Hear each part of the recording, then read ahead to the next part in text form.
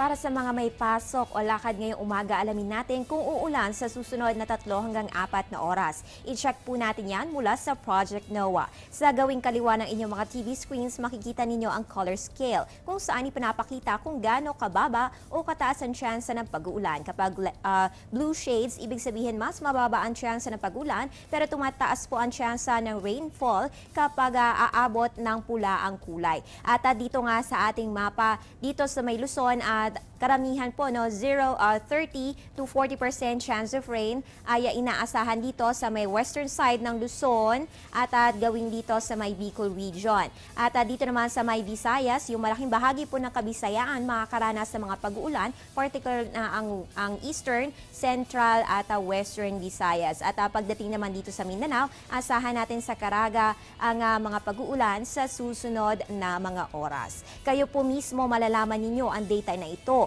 Punta lamang sa aming website sa www.panahon.tv kung saan makikita ninyo ang link sa Project NOAA.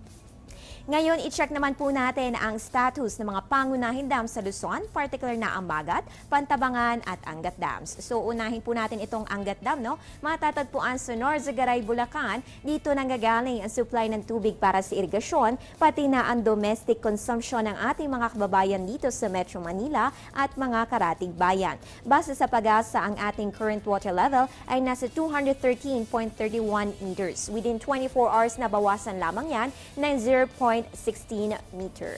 Punta naman tayo sa Magat Dam na matatagpuan sa Isabela. Dito nanggagaling ang tubig pang irigasyon sa mga sakahan sa Hilagang Luzon. Ayon sa data, ang ating current water level ay nasa 190.82 meters kumpara no isang araw na may 191.86 meters. Samantala sa Nueva Ecija naman, matatagpuan ang Pantabangan Dam kung saan nagmumula ang patubig para sa mga sakahan sa gitnang Luzon. Ayon sa ahensya, ang ating current water level ay nasa 202.63 meters. Within 24 hours, nabawasan lamang yan ng 0.17 meter.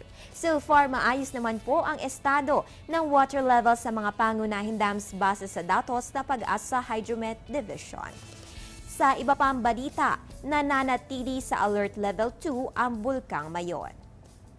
Sa loob ng 24 oras, wala naman pong nai-record na volcanic earthquake at bumaba naman po ang tsansa ng hazardous eruption sa mga susunod na linggo.